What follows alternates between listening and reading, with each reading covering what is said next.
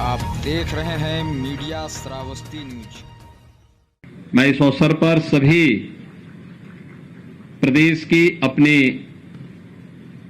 इस भावी पीढ़ी नौनिहाल बच्चों का हृदय से स्वागत करता हूं। उन सब का मैं स्कूल चलो अभियान के अवसर पर हृदय से मैं उनका अभिनंदन भी करता हूं। हम सब ने विगत 2 वर्ष इस सदी की सबसे बड़ी महामारी कोरोना का सामना करते हुए व्यतीत किए। कोरोना में देश के अंदर प्रधानमंत्री मोदी जी के नेतृत्व में जान भी और जहान भी बचाने का भरपूर प्रयास किया गया। हर एक व्यक्ति का जीवन हमारे लिए महत्वपूर्ण है।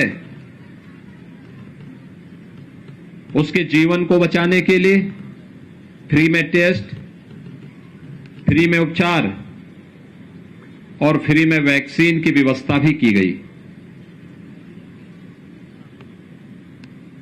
समाज के प्रत्येक तबके ने एक बार फिर से इस बात को साबित किया है कि भारत किसी भी संकट के समय अपने नेतृत्व के प्रति अटूट निष्ठा के साथ जब एकजुट होकर के इस लड़ाई को लड़ता है तो उसके परिणाम भी उसी रूप में सामने आते हैं। भारत का कोरोना प्रबंधन प्रधानमंत्री मोदी जी के नेतृत्व में पूरे देश और पूरी दुनिया के अंदर सराहा गया। कारण है क्योंकि पूरा भारत प्रधानमंत्री मोदी जी के नेतृत्व में कार्य कर रहा था और आज उसके परिणाम भी हम सबके सामने हैं। जिन देशों के पास भारत से अच्छा स्वास्थ्य की सुविधाएं हैं वे देश बड़े पैमाने पर मौतों को रोक नहीं पाई कोरोना से, लेकिन भारत सफल रहा। हमारी संवेदना उन सभी परिवारों के प्रति है जिन्होंने अपने परिजनों को, मित्रों को, नाते रिश्तेदारों को खोया है। लेकिन हम लोग एक महामारी का सामना कर रहे हैं और भाइयों बहनों, इस महामारी से जीवन के प्रत्येक क्षेत्र प्रभावित हुआ, लेकिन स्कूली शिक्षा सर्वाधिक प्रभावित हुई। उस सब के बावजूद जब समाज खड़ा हो जाता है, नेतृत्व के साथ मिलकर के इस लड़ाई को लड़ता है, तो उसका परिणाम भी हमारे सामने उसी रूप में देखने को मिलता है। आज हम सब यहां पर फिर से 2 वर्ष के बाद स्कूल चलो अभियान के साथ जुड़ रहे हैं। याद करिए 2020 में, अप्रैल 2020 में इस समय लॉकडाउन था, सारी गतिविधियां बंद थी, पूरी तरह गतिविधियां ठप सी हो गई थी और ये लगातार अगले 2-3 महीनों तक चलता रहा। लेकिन आज उत्तर प्रदेश जैसे देश के सबसे बड़े राज्य की स्थिति पर हम जब चर्चा करते हैं तो उत्तर प्रदेश 25 करोड़ की आबादी का राज्य और 25 करोड़ की आबादी के राज्य में आज के दिन पर नाम मात्र के कोरोना के एक्टिव केस ही बचे हुए हैं। सारी गतिविधियां खुल चुकी हैं। 30 करोड़ से अधिक वैक्सीन की डोजेस दी जा चुकी हैं। जिन लोगों के काम धंधे प्रभावित हुए, फ्री में राशन की व्यवस्था उनके लिए एक बार नहीं, डबल इंजन की सरकार है। महीने में 2 बार फ्री में राशन की व्यवस्था भी उनके लिए उपलब्ध करवाने की कार्रवाई हो रही है। प्रवासी कामगार और श्रमिकों के लिए रोजगार सृजन की कार्रवाई युद्ध स्तर पर आगे बढ़ रही है। और उन्हीं स्थितियों में कोरोना कालखंड में प्रधानमंत्री मोदी जी के नेतृत्व में तकनीक का भी प्रयोग किया गया। ऑनलाइन एजुकेशन को बढ़ावा देने के लिए कार्य प्रारंभ हुआ। आज प्रदेश सरकार स्नातक, प्रास्नातक के सभी छात्र छात्राओं को टैबलेट और स्मार्टफोन वितरण करने की कार्रवाई युद्ध स्तर पर आगे बढ़ा रही है। लेकिन हम सबको शिक्षा की सबसे बेसिक यानी जो सबसे आधारभूत इकाई है, बेसिक शिक्षा, इस पर विशेष ध्यान दिए जाने की आवश्यकता है। बहुत सारे बच्चे होंगे जो 2 वर्ष के अंदर स्कूल का मुंह न देखे हों और अब स्कूल जाने में उनको थोड़ा आलस आ रही हो, और इसलिए तय किया गया कि हमें फिर से स्कूल चलो अभियान के कार्यक्रम के साथ हर एक बच्चे को जोड़ना होगा, हर एक परिवार को जोड़ना होगा और कोई बच्चा छूटने न पाए। इसके लिए समाज को एक संकल्प के साथ आगे बढ़ना होगा।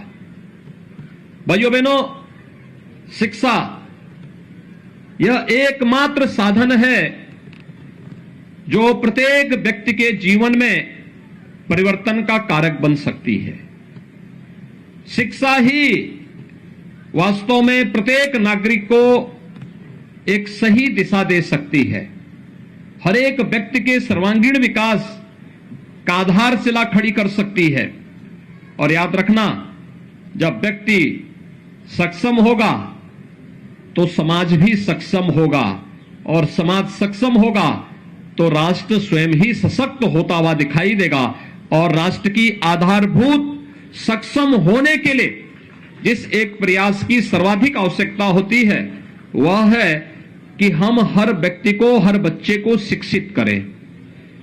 ये न केवल हमारा नैतिक दायित्व है बल्कि हमारा ये राष्ट्रीय कर्तव्य भी बनता है कि अपने देश को दुनिया की एक ताकत बनाने के लिए हमें हर एक बच्चे को शिक्षित करना होगा, और शिक्षित करने के लिए आवश्यक है हम उसे स्कूल भेजें, स्कूल लेकर के आए।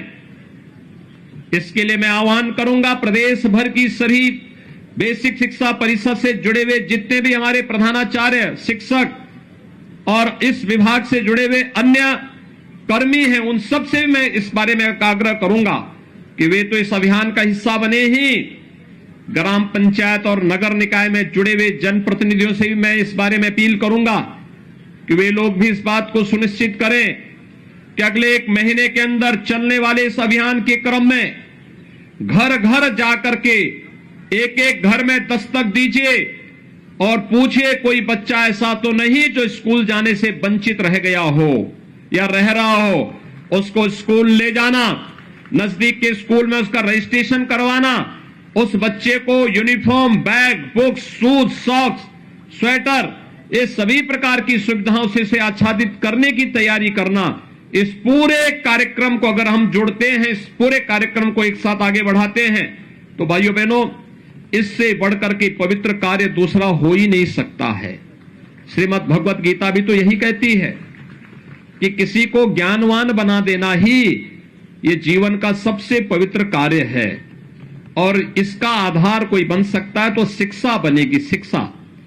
और इसीलिए स्कूल चलो अभियान 2017 में हम लोगों ने प्रारंभ किया था। जुलाई 2017 में जब एक कार्यक्रम प्रारंभ हुआ, उस समय उत्तर प्रदेश बेसिक शिक्षा परिषद के स्कूलों में 1,34,00,000 बच्चे अध्ययन कर रहे थे। वे आते थे, स्कूल में आने का समय नहीं था, कब कौन आ रहा है, कब कौन जा रहा है। स्कूलों की स्थिति अत्यंत जर्जर थी। पीपल और बरगद के पेड़ भले ही जमीन पे नहीं उगे हों, लेकिन विद्यालय भवनों पर जरूर उगे हुए होते दिखाई देते थे।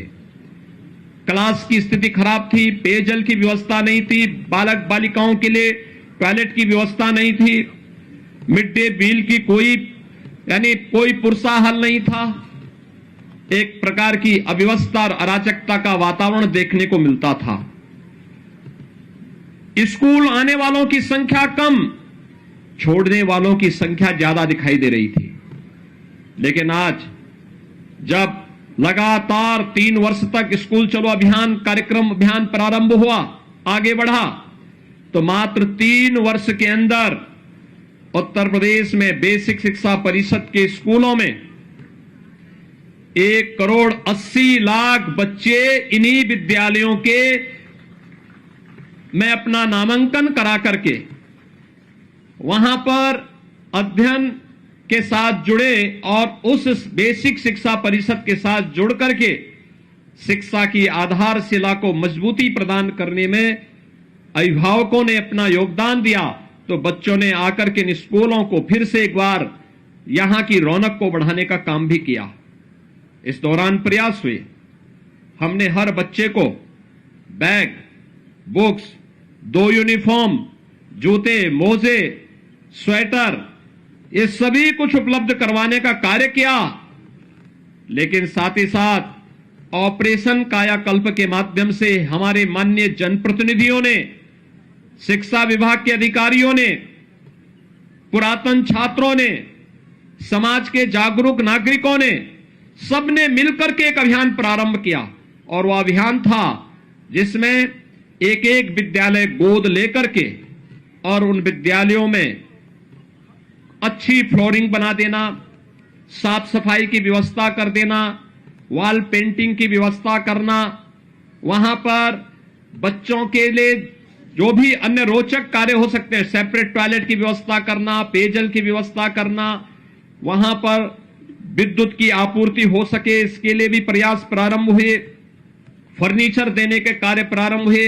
मुझे स्वयं जब एक विधायक के रूप में जो विधायक निधि मिली, तो मैंने अपने विधानसभा क्षेत्र में हर विद्यालय में बेसिक शिक्षा परिषद से जुड़े हुए हर विद्यालय में फर्नीचर देने का काम किया, जिससे वहां पर हर बच्चा आकर के स्कूल में फर्नीचर में बैठ सके, कुर्सी मेज में बैठ सके, उस प्रकार की व्यवस्था वहां पर उनके लिए देने का कार्य हुआ। मिड डे मील के स्तर को सुधारने का कार्य हुआ।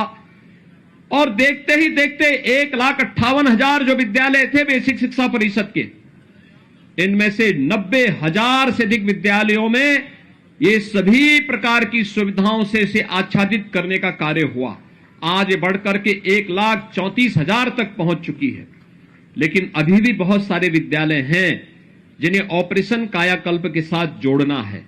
और इसलिए मैं आज आपके बीच आया हूं आपसे कहने के लिए। मैं प्रदेश भर के अपने सभी जनप्रतिनिधियों से कहूंगा, माननीय सांसद, माननीय विधायक, विधान परिषद के माननीय सदस्य, जिला पंचायत के अध्यक्ष, ब्लॉक प्रमुख, मेयर, चेयरमैन, पार्षद, ग्राम प्रधान, पुरातन छात्र, शिक्षा विभाग से जुड़े हुए सभी अधिकारी और अन्य सभी जनप्रतिनिधियों से, पार्षदों से, सबसे मैं इस बारे में अपील करूंगा, वे एक एक विद्यालय फिर से गोद लें। जो विद्यालय पिछली बार छूट गए थे, उनमें से एक एक विद्यालय को गोद लेकर के उन्हें ऑपरेशन कायाकल्प के माध्यम से सभी प्रकार की बुनियादी सुविधाओं से उन्हें आच्छादित करते हुए अपने वर्तमान यानी भावी पीढ़ी के वर्तमान को सुधारने की दिशा में हम प्रयास करेंगे, तो वह आपके भविष्य को भी उज्जवल बनाने में अपना योगदान दे पाएगा। और इस दिशा में मैं अपील करूंगा कि एक एक विद्यालय गोद लेकर के इस कार्यक्रम को वे सभी लोग स्कूली शिक्षा के इस पवित्र कार्यक्रम के साथ जुड़े। भाइयों बहनों, हम लोग देश के सबसे बड़े राज्य में बेसिक शिक्षा परिषद में जितने हमारे यहां बच्चे पढ़ रहे हैं, देश के अंदर तमाम राज्यों की उतनी आबादी नहीं है और दुनिया के अंदर तमाम देशों की भी उतनी आबादी नहीं है। लेकिन हमें अपने प्रदेश के इन बच्चों की प्रतिभा पर गौरव की अनुभूति करनी चाहिए, इन्हें उचित माहौल देना चाहिए। कोई स्मार्ट क्लास लगा सकता है, कोई इन बच्चों के लिए वहां पर फर्नीचर की व्यवस्था में योगदान दे सकता है, कोई लाइब्रेरी को बनाने में योगदान दे सकता है। हमने पाठ्यक्रम में भी आमूलचूल परिवर्तन करने का प्रयास किया। एनसीईआरटी के पाठ्यक्रम को बेसिक शिक्षा में लागू करने, साथ साथ महापुरुषों की जीवनी को भी इसके साथ जोड़ने का कार्य किया। और जब मैंने स्वयं इस आकांक्षात्मक जनपद श्रावस्ती से इस कार्यक्रम का शुभारंभ करने का निर्णय लिया, तो इसके पीछे का कारण भी था। एक आकांक्षात्मक जनपद है और भाइयों बहनों, दूसरा श्रावस्ती भगवान बुद्ध से जुड़ा हुआ एक महत्वपूर्ण जनपद भी है। कहते हैं ज्ञान प्राप्ति के बाद महात्मा बुद्ध ने अपने सर्वाधिक आध्यात्मिक साधना के चातुर्मास इसी जनपद में व्यतीत किए थे। भगवान बुद्ध ने कहा था, अप दीपो भव, यानी अपना दीपक स्वयं बनो और स्वयं ही हमें अपने आप को पहचानने की ताकत अर्जित करनी पड़ेगी। और मैं अपील करूंगा प्रदेश भर के अपने सभी जनप्रतिनिधियों से, उद्योगपतियों से, सुधीजनों से कि वे लोग शिक्षा के प्रचार प्रसार के इस पवित्र अभियान के साथ जुड़ करके ऑपरेशन कायाकल्प में एक एक विद्यालय को गोद लेकर के उसे सभी प्रकार की बुनियादी सुविधाओं से आच्छादित करने के इस कार्यक्रम के साथ जुड़े, जिससे प्रदेश भर के सभी विद्यालयों को और वहां पर अध्ययन कर रहे सभी बच्चों के लिए हम अच्छी सुविधाएं उपलब्ध करवाने में अपना योगदान दे सकें। आज जब सरकार ये सभी प्रकार की सुविधाएं दे रही है, मेरी सभी बेसिक शिक्षा परिषद से जुड़े हुए जितने भी बेसिक शिक्षा अधिकारी हैं या फिर ब्लॉक स्तर पर शिक्षा विभाग के अधिकारी हैं, प्रधानाचार्य हैं, शिक्षक गण हैं, अन्य कर्मी हैं, इन सब से मेरा आग्रह होगा वे अब सुनिश्चित करें, अब जब हम लोग यूनिफॉर्म के पैसे, बैग और बुक्स के पैसे, स्वेटर, जूते, मोजे के पैसे डीबीटी के माध्यम से उन बच्चों के अकाउंट में देने का कार्यक्रम, बच्चों और अभिभावकों के अकाउंट में देने का कार्य कर रहे हैं, तो हमारा एक प्रयास होना चाहिए, हम ये सुनिश्चित करें एक समय सीमा के अंदर सभी बच्चों के लिए निर्धारित uniform, bag, books, shoes, socks, sweater, ये जो भी आनी है, अभिभावक इसको खरीदने की कार्रवाई को भी आगे बढ़ा दे। ऐसा ना हो कि पैसा गया और बच्चा बिना यूनिफॉर्म के स्कूल आ रहा है। दूसरा, स्कूल में केवल पठन पाठन के साथ ही अगर हम उस बच्चे को खेल कूद की गतिविधियों के साथ नहीं जोड़ पा रहे हैं, उस बच्चे को किसी रचनात्मक गतिविधि के साथ नहीं जोड़ पा रहे हैं, तो मुझे लगता है शिक्षा का एक ही पक्ष फिर हम पूरा कर रहे हैं। उस बच्चे के सर्वांगीण विकास की दिशा में हमें प्रयास करना चाहिए। मैं प्रदेश के अंदर बहुत सारे जनपदों में जाता हूं और जिन भी जनपदों में जाता हूं बेसिक शिक्षा परिषद के स्कूलों में मैं अक्सर जाता हूं, क्योंकि बेसिक शिक्षा की आधारभूत इकाई है। अगर ये शिक्षा मजबूत होगी तो शेष अन्य शिक्षा अपने आप ही मजबूत होती हुई दिखाई देगी। और इसलिए जब मैं जाता हूं, मैंने देखा है 2017 के पहले जिन विद्यालयों में कोई सुविधा नहीं थी, 2017 के बाद स्मार्ट क्लास दी, स्मार्ट क्लास में वहां के बच्चे इतने पारंगत हुए कि उन बच्चों को देखते ही देखते ये चीजें दिखाती थी। पहले सुविधा नहीं थी, वे बच्चे इन सुविधाओं से वंचित रहते थे, उनको नहीं पता था कैसे ये ऑपरेशन होना है, कैसे इसको हम आगे बढ़ाने, क्रियाशील कैसे इसको करना है। लेकिन आज वह जब उन बच्चों को इसका प्रशिक्षण दिया गया तो अधिक से अधिक बच्चे इससे लाभान्वित होते हुए दिखाई दिए हैं। हमारा यह प्रयास होना चाहिए, इस पवित्र कार्य के साथ हम जुड़े हैं तो इस पवित्र कार्य को हम उतनी ही मजबूती के साथ आगे बढ़ाने का कार्य करेंगे। आज वासंतिक नवरात्रि का तृतीया है, यानी आज जगत जननी मां भगवती की पूजा तीसरे दिन भी उसी श्रद्धा और विश्वास के साथ पूरे देश के अंदर इस अनुष्ठान के साथ लोग जुड़ रहे हैं। और आप नवरात्रि के इस पावन आयोजन के अवसर पर स्कूल चलो अभियान के इस कार्यक्रम के साथ जुड़ रहे हैं, यह भी जगत जननी मां भगवती के प्रति हमारी श्रद्धा का ही प्रतीक है। क्योंकि शिक्षा की देवी मां सरस्वती को भी तो हम देवी के रूप में पूजते हैं, और उस रूप में अगर हम इस कार्यक्रम के साथ जुड़ रहे हैं तो भाइयों बहनों, इस कार्यक्रम के साथ जुड़ना अपने आप में एक पवित्रता की एक नई मिसाल हम प्रस्तुत कर सकते हैं।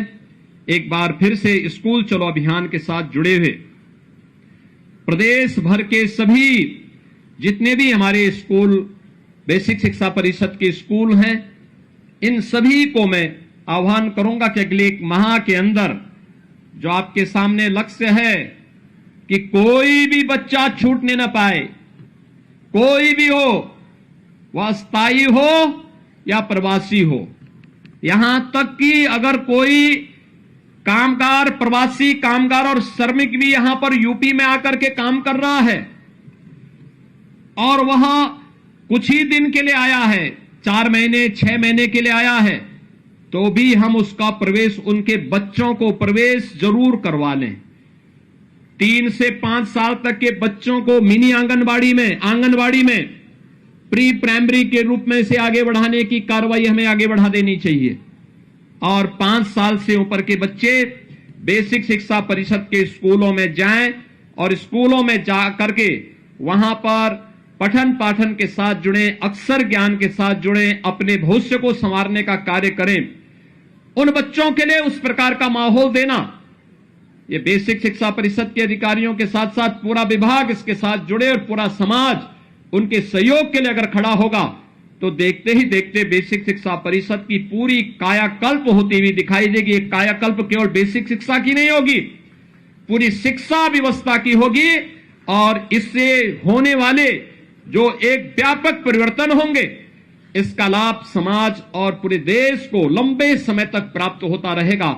आज के इस अवसर पर एक बार फिर से हर बच्चे को स्कूल भेजना है, यह संकल्प हमारा होना चाहिए। कोई बच्चा छूटने न पाए, यह संकल्प हमारा होना चाहिए। दूसरा, ऑपरेशन कायाकल्प में हर जनप्रतिनिधि एक एक विद्यालय गोद लेकर के इस पवित्र कार्य के साथ जुड़े, जिसमें उस विद्यालय, जो बचे हुए विद्यालय हैं, उन विद्यालयों में भी हम बुनियादी सुविधाएं उपलब्ध करवा सकें।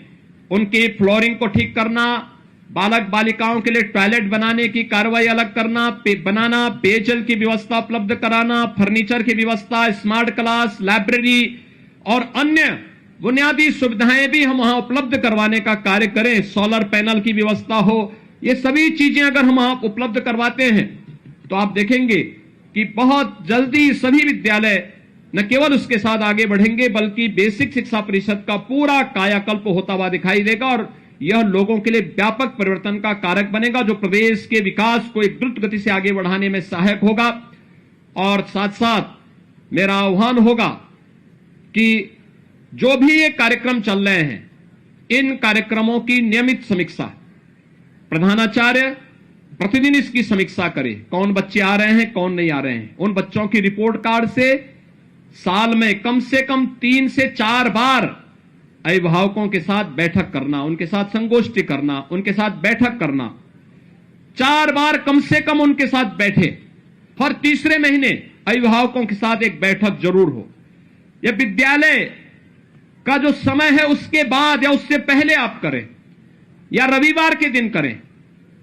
कक्षा का जो टीचर है, कम से कम कक्षाध्यापक सप्ताह में एक बार जिस ग्राम पंचायत में उन बच्चों को पढ़ा रहा है, उस ग्राम पंचायत में जाकर के एक एक अभिभावक के साथ जरूर बातचीत करें। बच्चे के बारे में सकारात्मक रूप से उसे आगे बढ़ाने के लिए प्रेरित करें, अभिभावक को प्रेरित और प्रोत्साहित करें। ये क्रम अगर आगे बढ़ेगा, आप देखेंगे कि आपको इसका यश भी प्राप्त होगा। और आप यह न केवल बेसिक शिक्षा परिषद की प्रगति का आधार बनेगा बल्कि आपके जीवन को भी यशस्वी बनाने में इसकी बड़ी भूमिका होगी।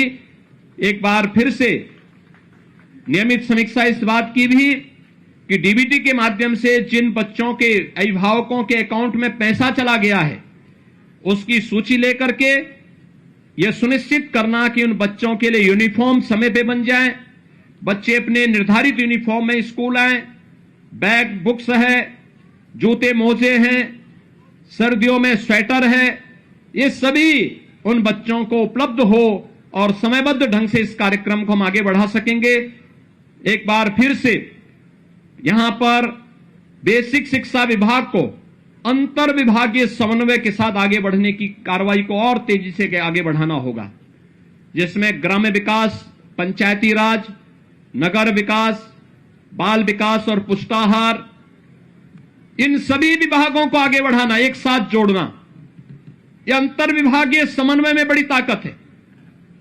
हमारा प्रयास होना चाहिए हर विद्यालय के पास अपना खेल का मैदान हो, हर विद्यालय के पास अपनी रचनात्मक गतिविधि को आगे बढ़ाने के लिए उचित माहौल हो, हर विद्यालय के पास पेयजल की अपनी सुविधा हो, हर विद्यालय के पास अच्छा पाठ्यक्रम हो और समय समय पर शिक्षकों के रिफ्रेशर कोर्स भी होते रहें।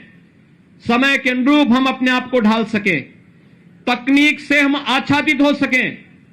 हमने प्रेरणा ऐप और दीक्षा ऐप बनाया था, उस ऐप के साथ जुड़ करके तकनीक का अधिकाधिक उपयोग करना।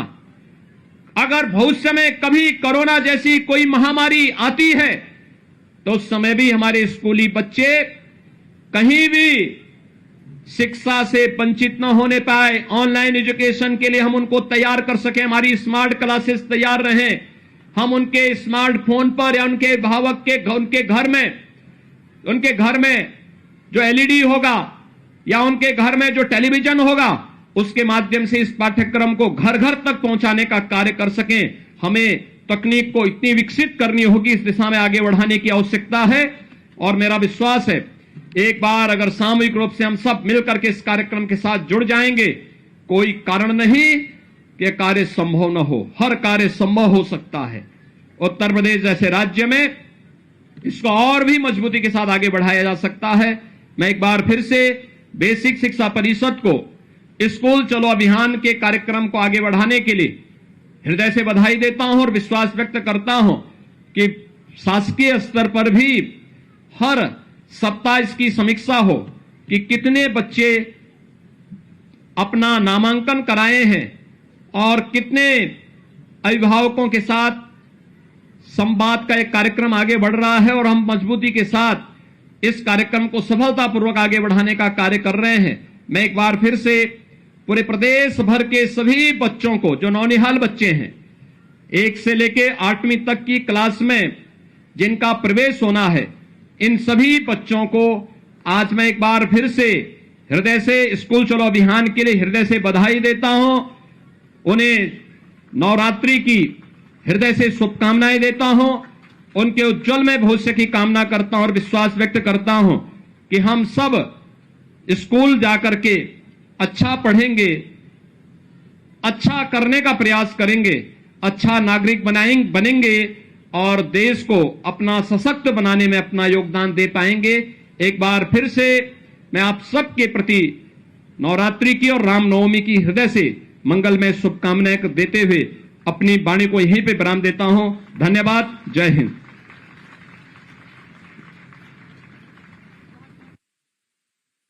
बहुत बहुत धन्यवाद और आभार माननीय मुख्यमंत्री जी, आपकी प्रेरणादायी उद्बोधन